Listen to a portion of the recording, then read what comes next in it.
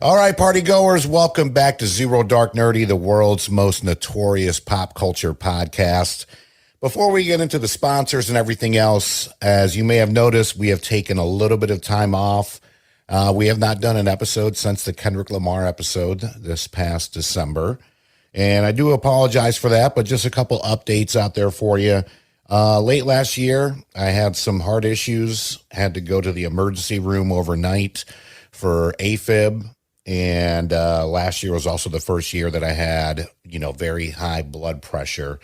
So I took the last 3 months off to just kind of reset, reassess, get healthier. I'm very glad to be back. I'm not a fan of taking breaks from this. It's not a job. When you're doing something that you love every day, it's definitely not a job. And I enjoy this so much. And, I just want to give a big thank you to my beautiful daughter here that's joining us, my amazing wife, my family, my friends that have reached out on, whether text messages or social media. Still dealing with a little bit of high blood pressure, but the AFib is definitely under control as of right now. So just trying to get better to get back to work. I am on short-term disability as well as FMLA. But, just wanted to give you guys an update on why it's been so long since our last episode. We do want to dedicate this episode on Avengers Doomsday. By the way, we're going to be talking about the announcements, everything that was announced last week, what we think about the MCU and all that fun stuff. But we definitely want to dedicate this episode to our sweet, sweet Leia, who unfortunately crossed the Rainbow Bridge early in January. Not the way you want to start off a new year, but let me tell you, this dog brought so much joy to my daughter and I for just about 16 years of our lives. And we just hope that we made her as happy as she made us. So, for those of you with fur babies out there, whether cats, kittens, whatever pets you got, hug them, kiss them. You just never know. Not that it was sudden. Leia was on a pretty, I don't want to say steady decline, but at the end of the day, you can never really prepare yourself for anything like that. So, Leia, this episode and every episode following is for you, and we love you and we miss you so much. And before I get all choked up, I want to give a big shout out to our amazing sponsors out there, DJ Scotty DeBody, for all your events, weddings, get-togethers, corporate events, the whole 9 yards. Not only is he a DJ, but he also has like booths and everything else that you could think of. You can reach out to him at topropeentertainment.com. That is topropeentertainment.com. Of course, our good friends over at Golden Ticket Cinemas, the former Brassfield Cinemas here in Greensboro, North Carolina, for all your cinematic adventures. Sailfish Comics with 3 amazing locations for all your comic book and graphic novel needs, as well as action figures. Concord, Winston-Salem, as well as our home base right here in Greensboro across from Best Buy. O2 Fitness, be sure to check them out. Locations all over the Carolinas. You can get a 21-day free trial membership, and I highly suggest you try it out, because I promise you will be hooked. Jordan and I are members, and we actually reached out to them for a sponsorship. They did not reach out to us. That's how much that we love the gym. So for O2 Fitness, you get a 21 free trial. Check it out. I guarantee you'll be hooked. And of course, all the businesses that support Zero Dark Nerdy, as well as our trivia and game nights. We have 6 to 7 now across the triad. A lot to name. I don't want to get through it. I want to get into this episode on Doomsday because, I want to get back into this. And like I said, I've missed it so much. My daughter's been on my case about getting back in the podcast studio, but in a very good way, in a very supporting way. So, just be sure to check out Zero Dark Nerdy on Facebook and IG. And most importantly, if you go to our website, popculturepodcast.com, go to the events page. You can see where we're doing trivia and game nights and music bingo and everything else under the sun, literally Monday through Friday. So, now that we got all that out of the way, let's talk about Avengers Doomsday. So real quick, May 1st, 2026, production has just started. The big announcements came last week. Very star-studded cast. We're hoping that they obviously leave some people out there for Secret Wars.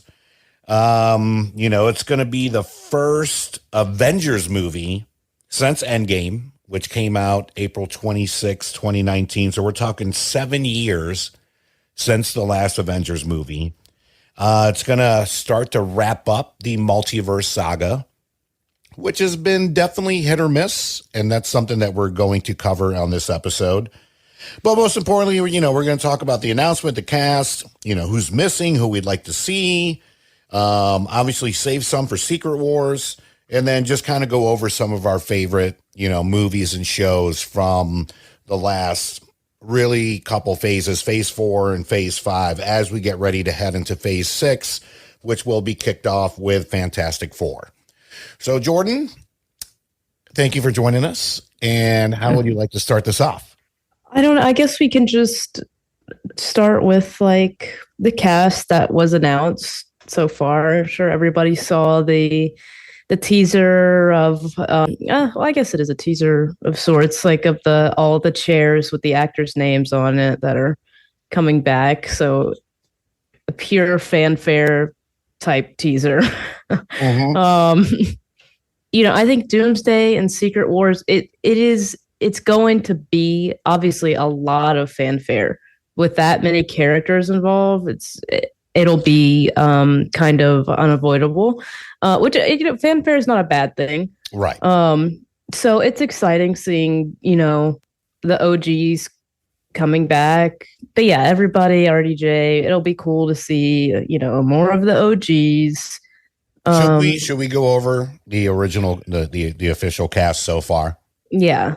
Do you have it there? So I have it up. I have it pulled up. So going down the list here, this is the official cast according to the announcement. I'm sure we're going to get some surprises in there. We're going to be talking about that. And, unless you've been hiding under a rock or you're not really a fan of these movies, Robert Downey Jr. is back as Dr. Doom, which it'll be very interesting to see how they place him in the MCU. Chris Hemsworth, Thor is back. Tom Hiddleston, Loki. Paul Rudd, Ant-Man. Simu Liu. Simu Liu from Shang-Chi.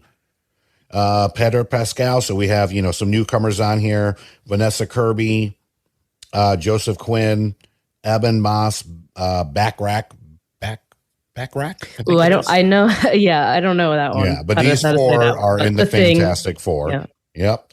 And then, we did get some, even though Thunderbolts isn't out yet, it's apparent that most of the people in Thunderbolts are alive, and we'll get into that. Lewis Pullman, who is playing Sentry in Thunderbolts. But, then we get Ian McKellen, the original Magneto, back. We got Sebastian Stan, Winter Soldier. Kelsey Grammer, who made a nice little cameo, probably one of the very few end credit scenes that I've enjoyed since Endgame. And that's something we'll get to too, as far as the mid-credit and end credit scenes since Endgame have been very more miss than hit. But we got to see a glimpse of him at the end of the Marvels. James Marsden is back as Cyclops, which I always thought he played a great Cyclops. One of the biggest announcements that I think a lot of people are excited for, Channing Tatum coming back as our favorite resident of New Orleans with mutant powers. Good old Gambit. Rebecca Romijn coming back as Mystique is awesome. And then, of course, Patrick Stewart. And then another one that was super exciting, Alan Cumming, who I always thought was a great Nightcrawler. I am so excited to see him come back. Then we have Letitia Wright, who is the newest Black Panther. She was the sister to the original Shuri. Black Panther. Shuri. That's right. I'm going to butcher this name too. Tenoch Huerta, who plays Namor. He's coming back. He was really, really great in the Narcos Mexico season 1. Danny Ramirez, who has now been in Falcon and Winter Soldier, and he was just in Captain America, Brave New World, as like the new Falcon per se. Anthony Mackie coming back as Captain America.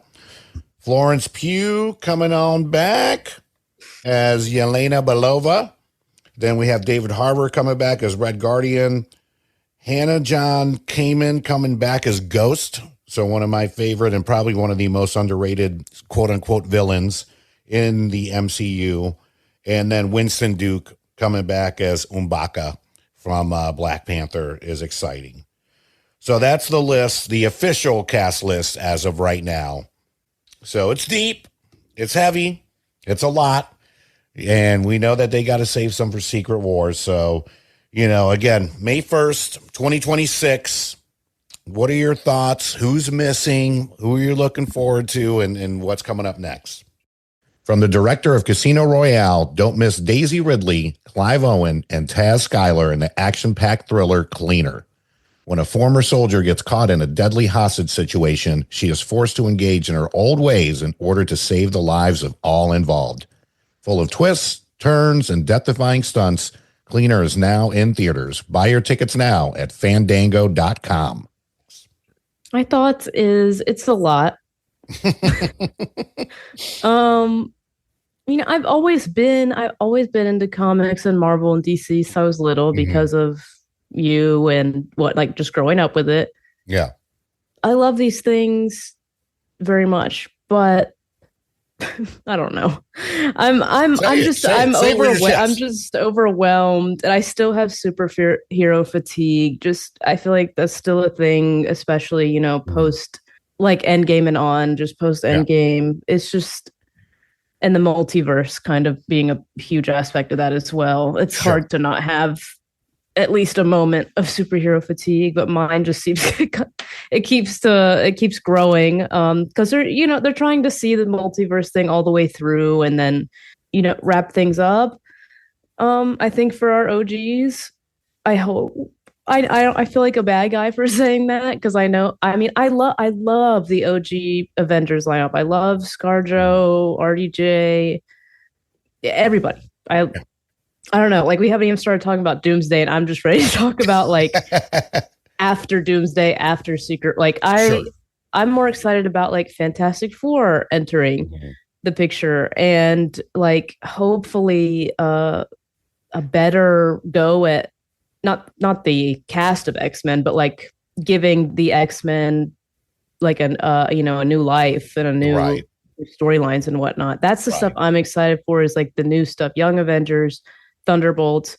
I'm still excited about Doomsday and Secret Wars, but I'll admit it's hard for me to even, I don't know. I'm just really hoping that they're good because it just seems like there's already so much happening with this cast that they've announced that I'm just, it's just hard. The bigger the cast, the harder it is to, round out your plot and make sure you're not leaving plot holes and lazy things around in the script. And so I'm hoping for the best. But yeah, as far as anybody missing, no, technically no. Please don't add. You're not looking for Halle Berry to show up as no, Storm? I am.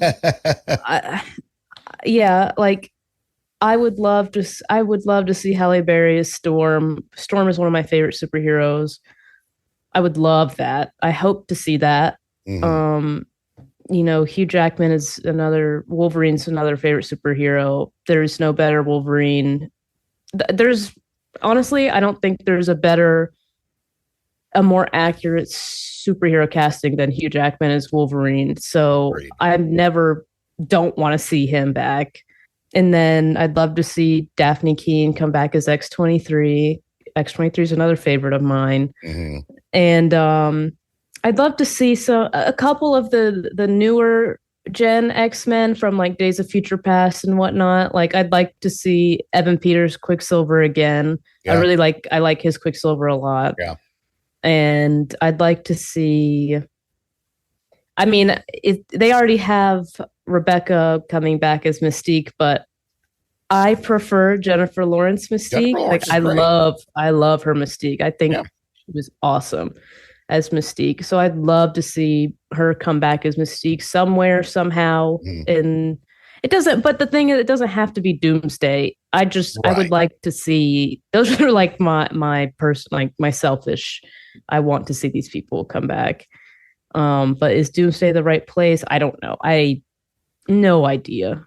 So I mean, if you think about it, we got 7, 14, 21, almost 30 people confirmed for this movie. And they obviously have to make room for more for Secret Wars, because that's The Boss is back in season 2 of the hit series Tulsa King, starring 3-time Oscar nominee Sylvester Stallone.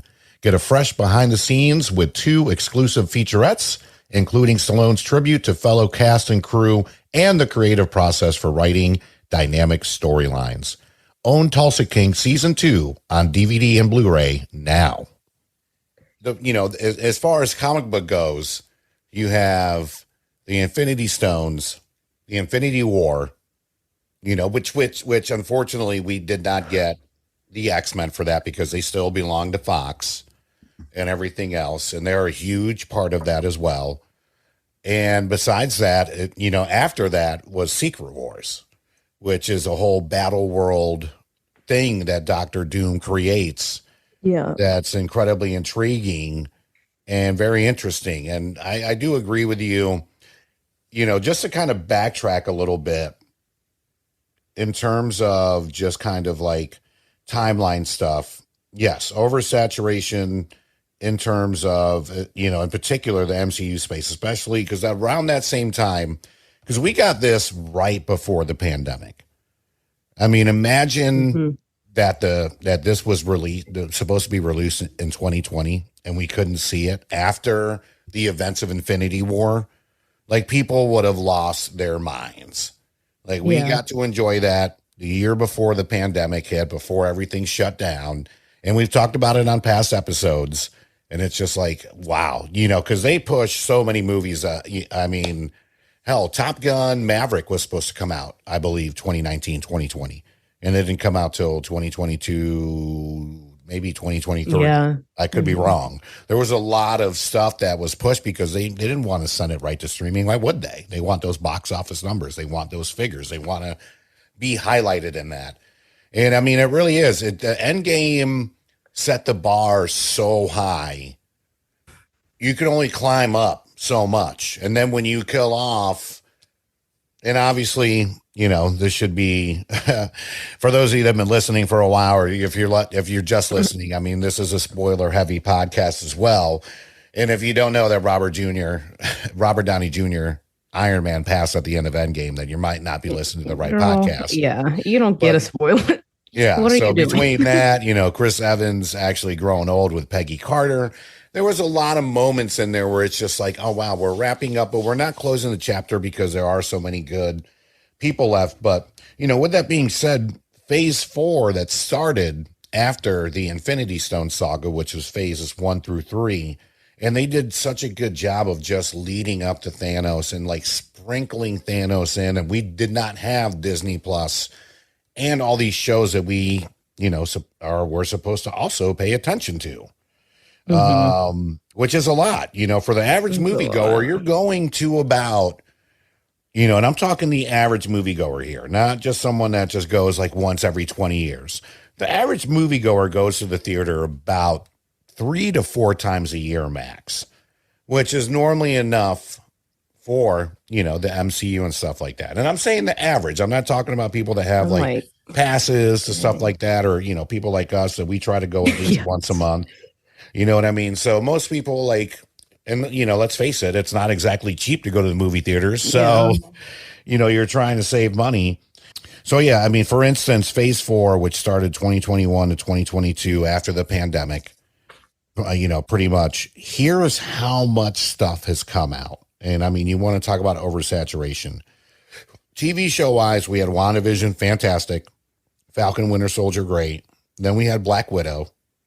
Then Loki season 1, then What If, and this is not all in chronological order. I'm just stating all the stuff that's come out. Shang-Chi, Eternals, Hawkeye, Spider-Man No Way Home, Moon Knight, Doctor Strange and the Multiverse of Madness, Miss Marvel, Thor Love and Thunder, She-Hulk Attorney at Law, Werewolf by Night, Black Panther, Wakanda Forever, and the Guardians of the Galaxy Holiday Special. I mean, that is in a 1 to almost 2 year time span. We're talking almost 20 titles between TV and movies alone. So crazy. Yeah. And again, not a lot of great mid or post credit scenes that were very memorable. I would say from that universe, Spider-Man No Way Home is the best. Without a doubt. It was fantastic seeing Toby come back, Andrew Garfield come back, everything with that. Moon Knight was fantastic. But as far as like mid and post credit scenes, I would probably say Doctor Strange and the Multiverse of Madness, only because of the Charlize Theron intro. But then it ended with your typical, and as much as I love Bruce Campbell, and Bruce Campbell, I love you, okay? I do. But your director, Sam Raimi, going all the way back to Evil Dead, I don't know what it is. Like, he always has to find a way for his car and Bruce Campbell to make it into a movie, and it always seems a little bit forced. Just very much like with Rob Zombie and his wife. He will put her in everything that he does. And I'm not saying that they're terrible performances, but at the end of the day, it's kind of like, yeah, they're, like Bruce Campbell is Sam Raimi's son at this point, and Rob Zombie's wife is Rob Zombie's wife that we know we're going to see. She's either going to be a lead in a movie or, play a majority of the movie. And I understand like being loyal and being respectful, but I love you and I love my wife, but I'm not throwing you guys in every single thing that I do.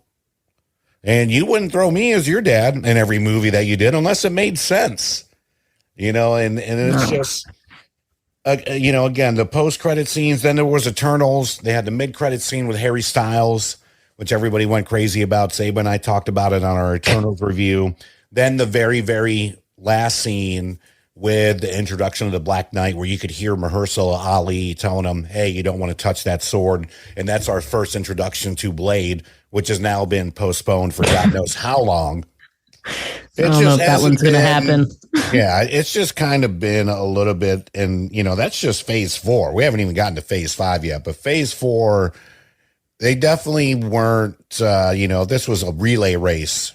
They did not really grab the baton and really run with it. They kind of fumbled around themselves a little bit. And at that point, they were just, and let's admit it, Disney was focused on content. It's not quality. It was quantity. That's what they were focused on. Content. This is what people love. This is what we're getting paid billions of dollars on. We're going to keep pumping out Marvel shit, whether if it makes sense or not. So with that being said, going to phase 5, which is 2023 through now, Ant-Man and the Wasp, Quantumania, to me, still the biggest waste of a Bill Murray cameo I've ever seen in my entire life. I was very excited to see Bill Murray in the movie, and it was a letdown. Guardians of the Galaxy Volume 3 is definitely a highlight of this phase. Yes. Tearjerker. This is the one franchise I will still say to this day where I at least shed a tear in all 3 of the movies. And if you didn't, I feel like you're not human or you just don't understand the stories. Yeah. I've never cried more than I've never cried at a movie more than I have Guardians of the Galaxy Volume 3.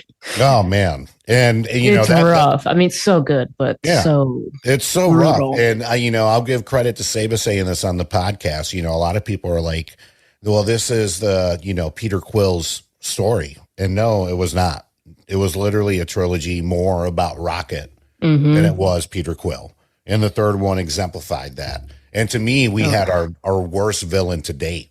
Like, this dude was an animal, just taking advantage of animals. So no pun intended. But he played the worst of the worst. And, then we had Secret Invasion, which wasn't too bad. A lot of people hated on it. I didn't think it was that terrible. Loki season 2 was pretty good. The Marvels, which we, touched on briefly. What If season 2, Echo, Deadpool and Wolverine, Agatha All Along, which we both watched and loved. We're going to have another What If. And then we just saw Captain America Brave New World, which, while we're on it, let's just go ahead and talk about it since we didn't have a chance to preview it this year. It's okay.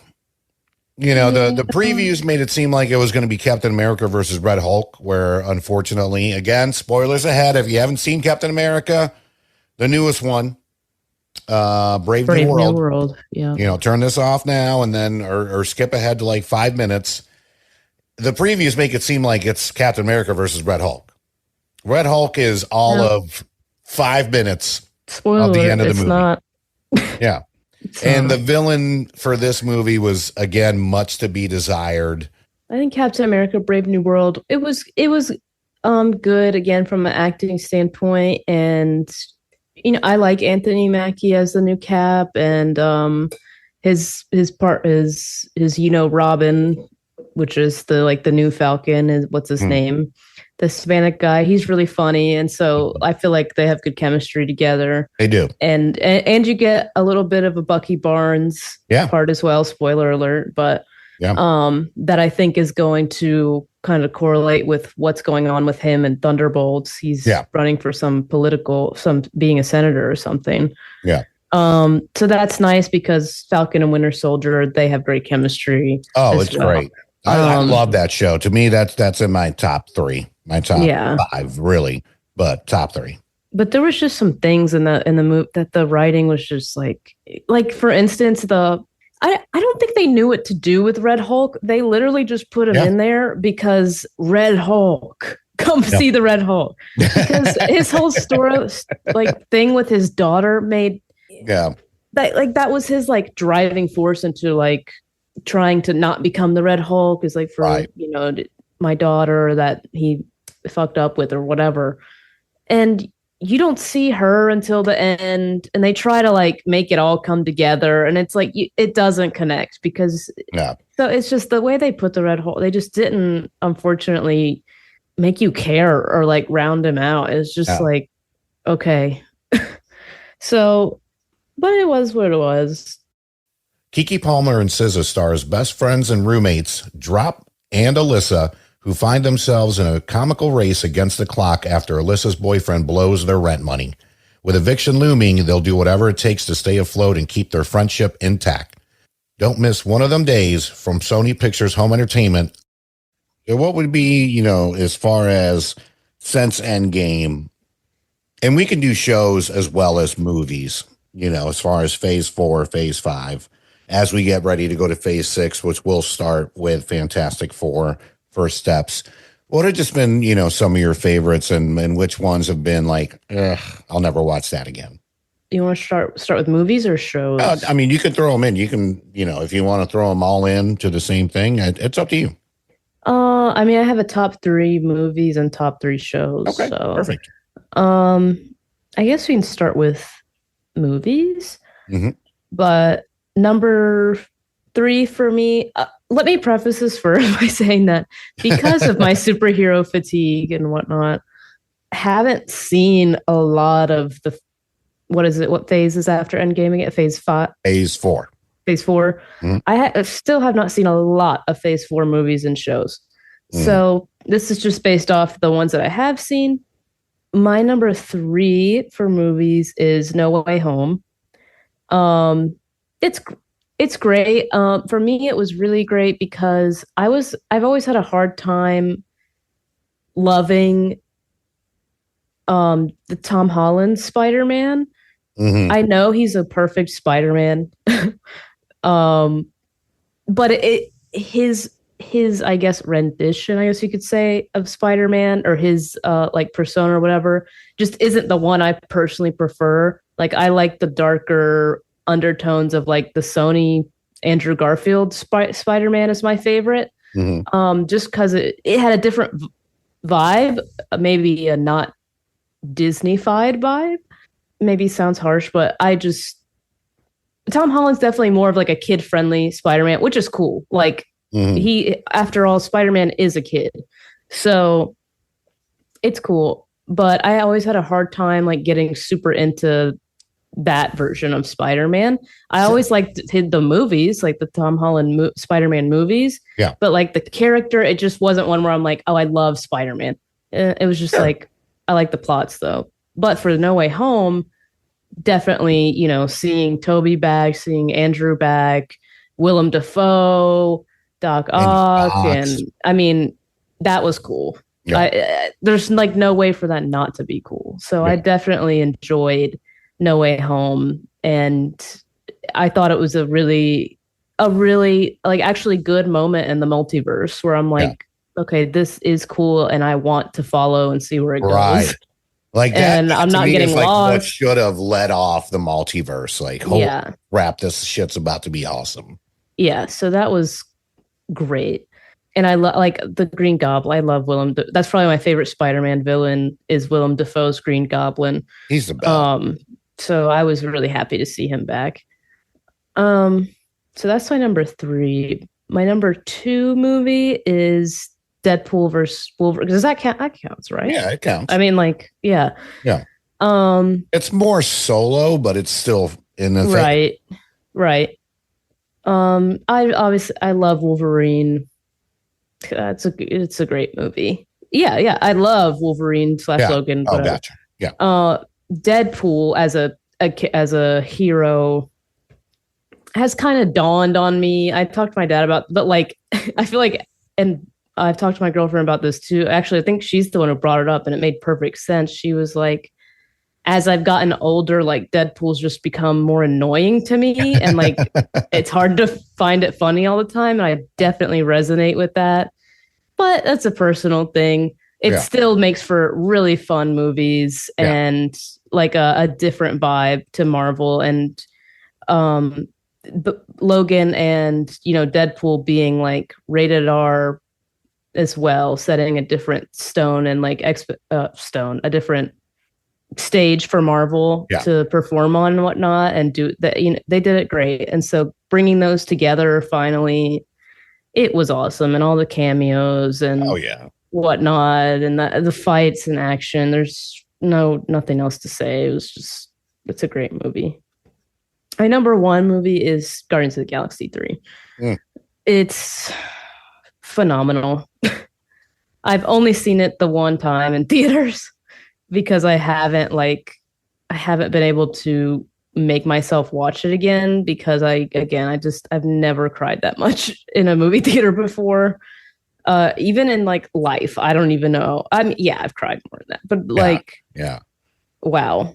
I have a very soft spot for animals. Like I cannot watch animals be hurt, let alone like even old animals sometimes make me cry. It doesn't matter. Like I don't care. Yeah. What's happening? If the animals are in danger, I'm very upset. And so, but it was a great movie. Soundtrack was amazing. Oh yeah. Guardians are one of my favorite groups besides X-Men. I think right behind it is Guardians for me. Just a phenomenal cast as well. All those movies, luckily, have been great. Holiday special included. So yeah, that's my top 3 movies from this phase. Before we get to shows, let me go over my top 3. Very, very similar to yours. I think number 3 might be a surprise. And you and I have talked about this at length, but I still don't think that this movie got the flowers that it deserved. Shang-Chi and the Ten Rings is phenomenal.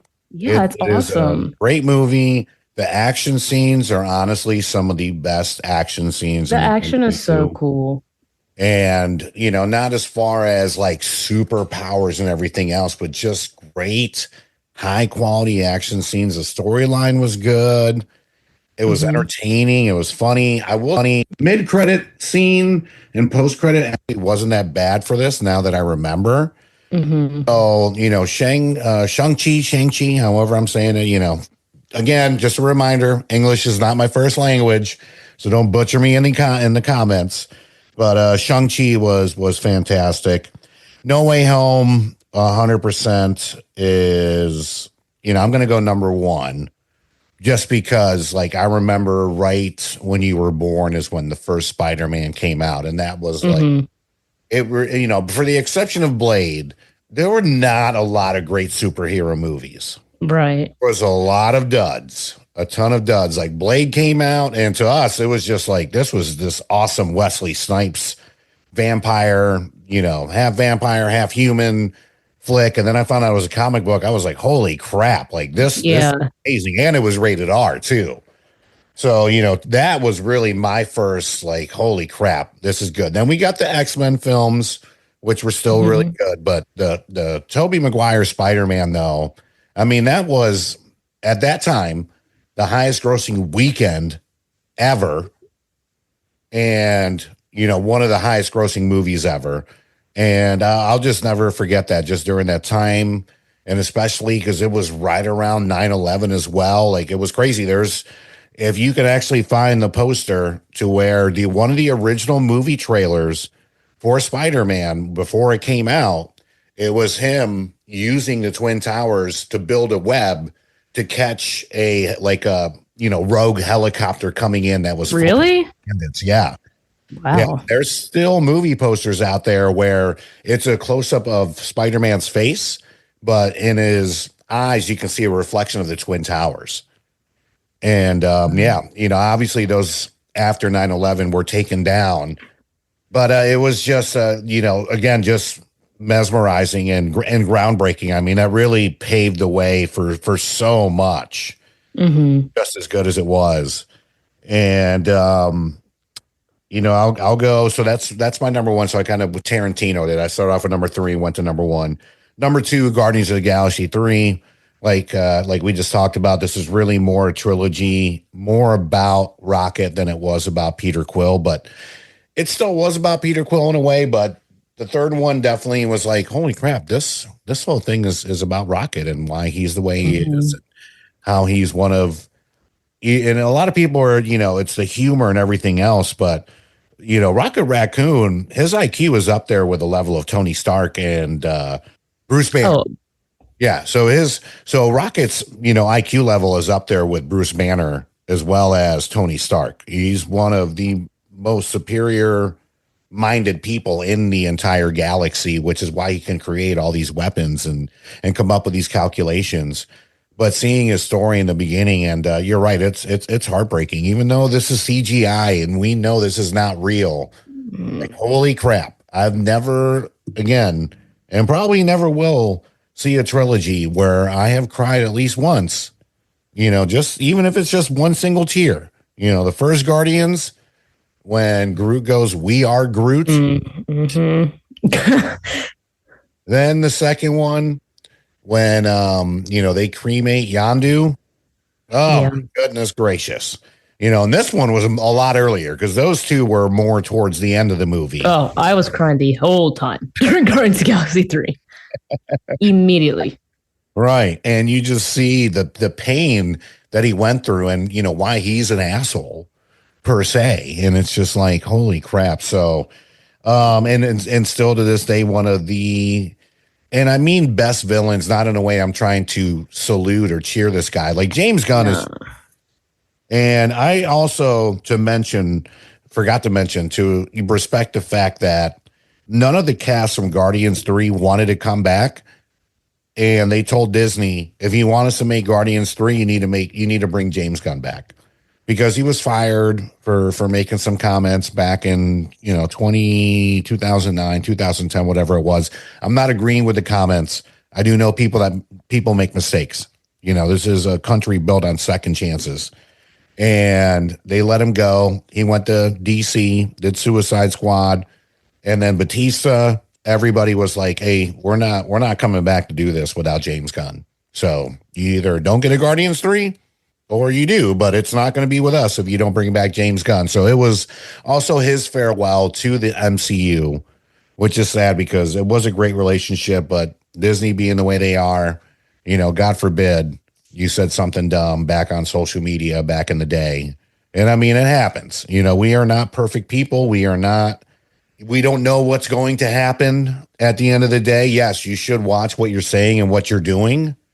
But at the end of the day, I definitely believe in second chances, within reason, right? I'm not sitting here trying to support people that are super, Right. super deplorable and the scum of the earth. But yeah, those are my top three. Switching over to shows, just to kind of wrap this up a little bit.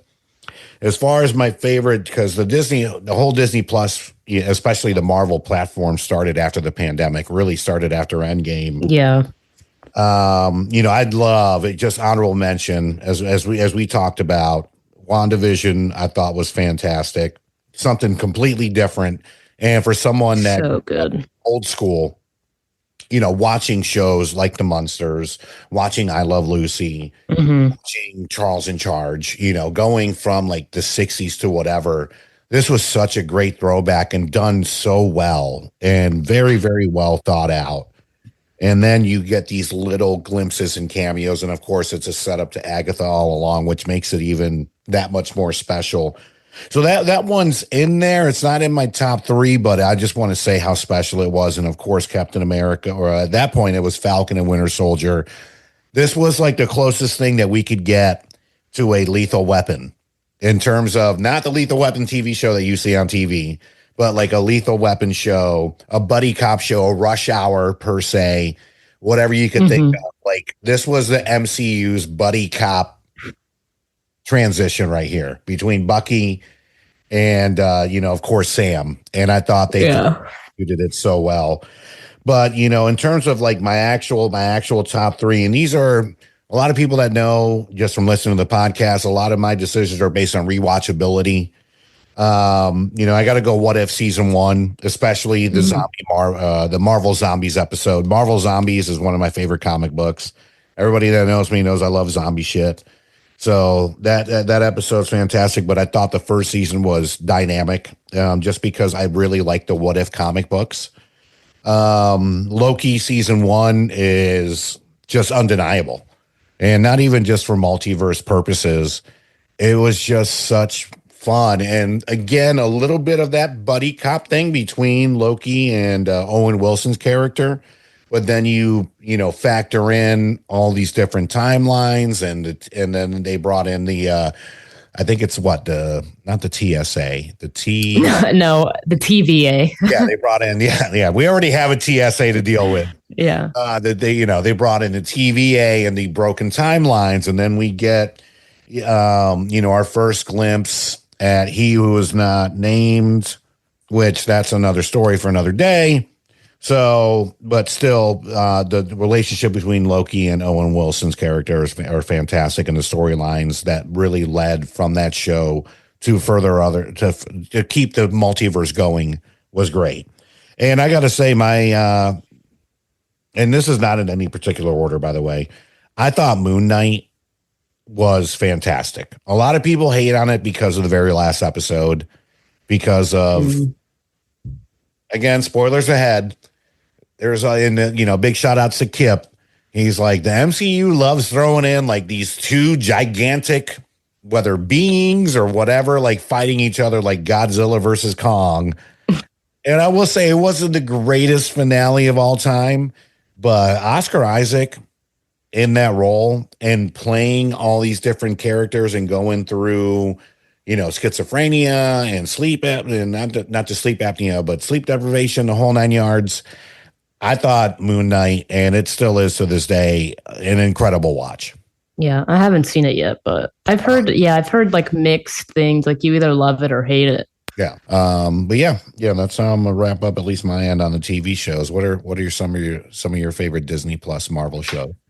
My top three, just based off what I watched. For three, I got Falcon and Winter Soldier.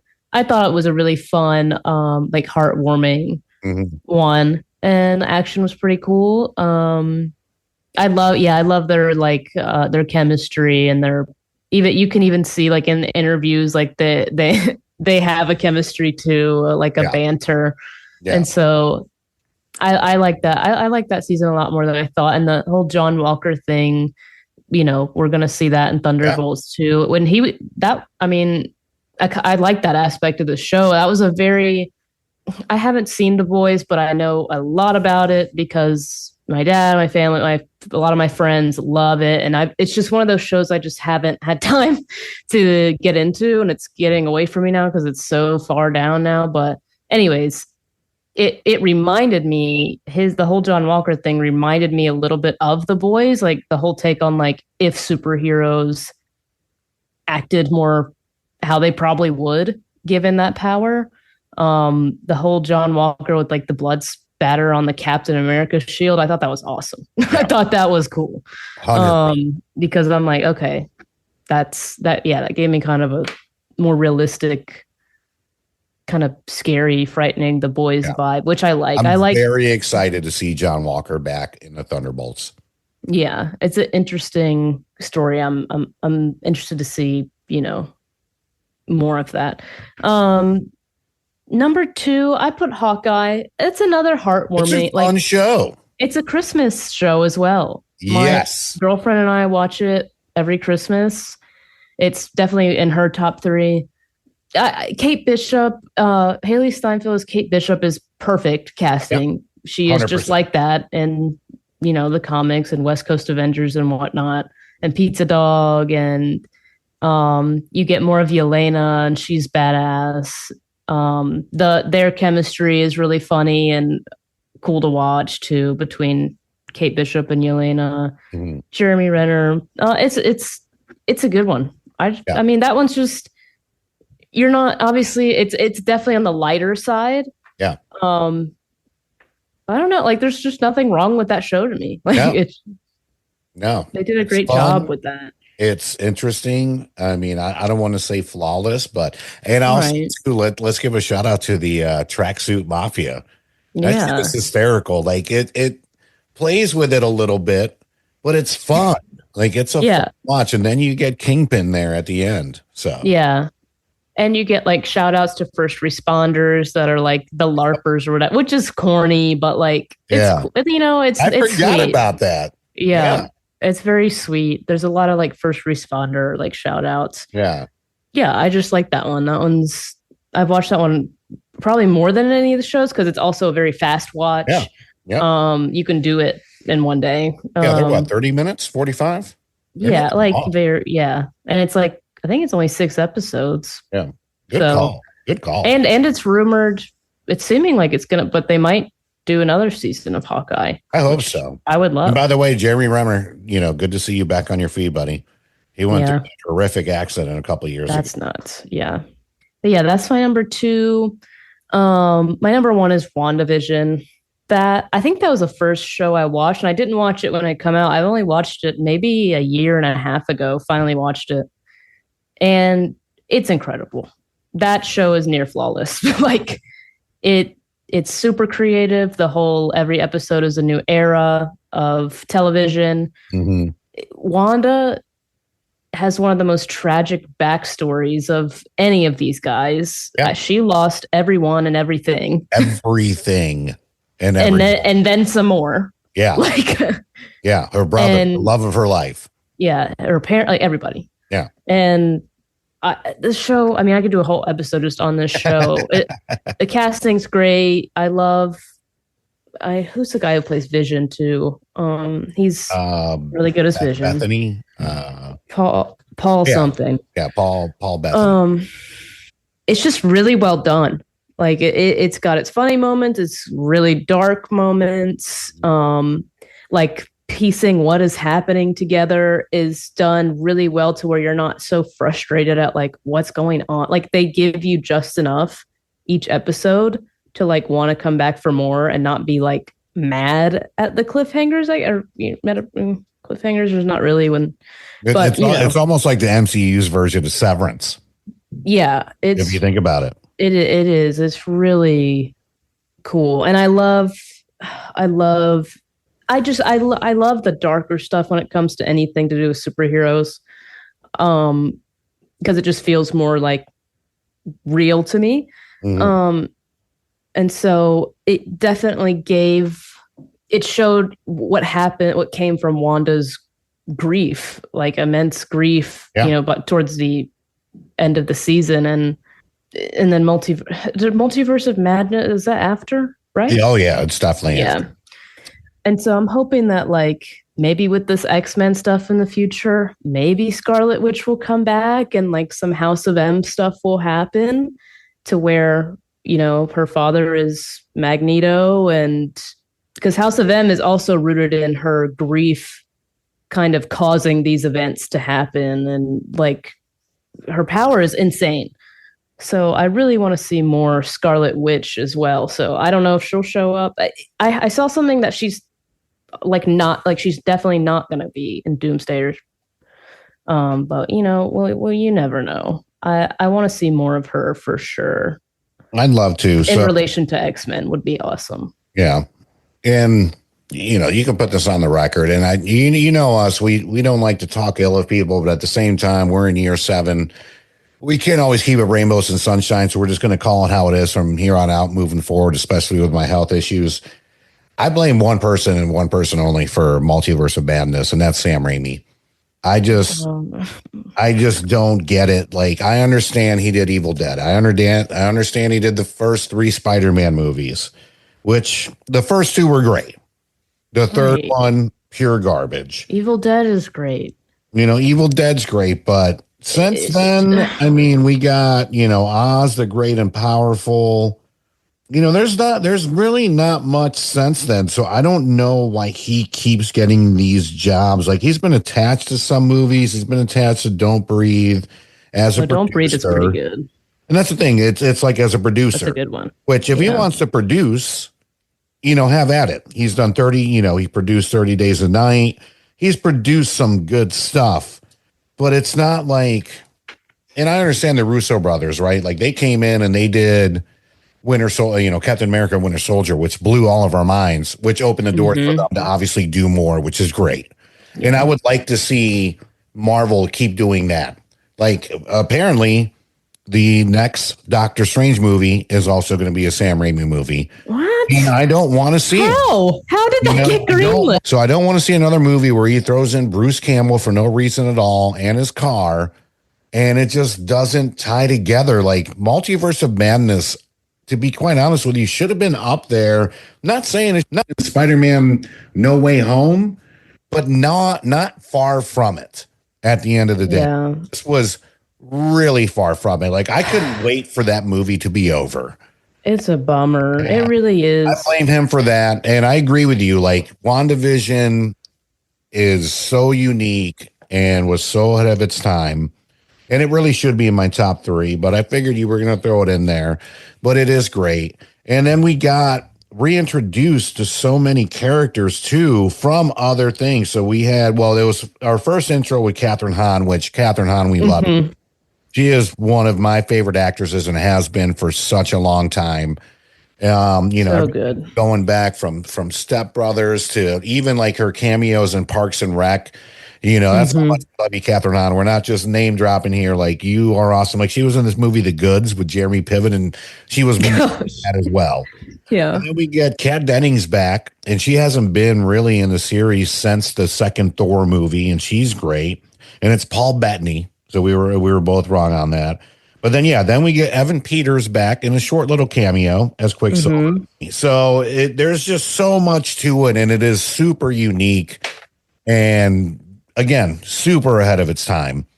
So it's great, but, I didn't want to go on a entire Sam Raimi diss train, but I think it's time for, if Marvel is still apparently worried, because obviously the Electric State came out on Netflix, and that's a Russo brothers movie, and it didn't do that well, which I don't take it with a grain of salt. It's a fun movie. Is it a masterpiece?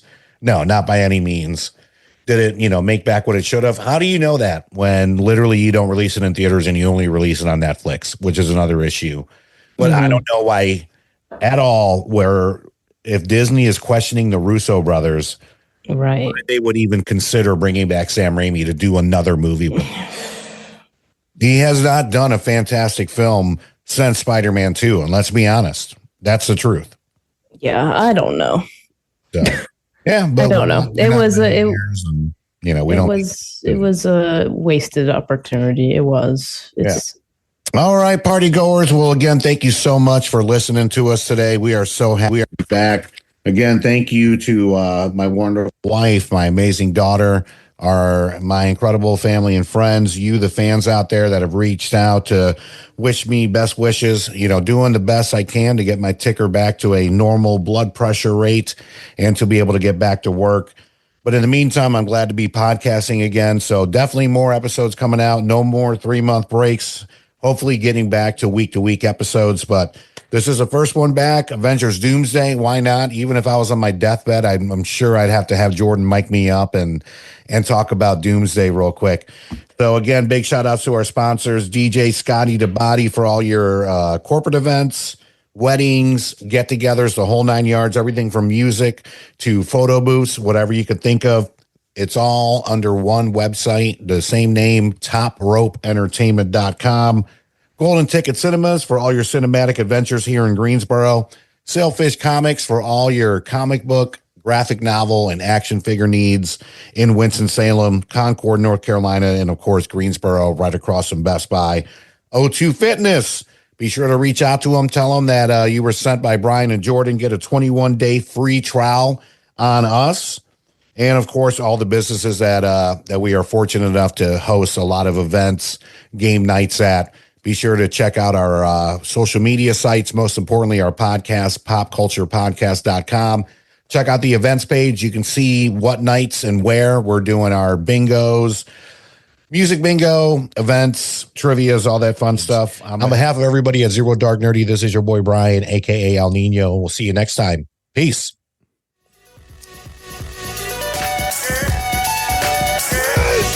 Yeah! Victory! And anger management? Fuck anger management.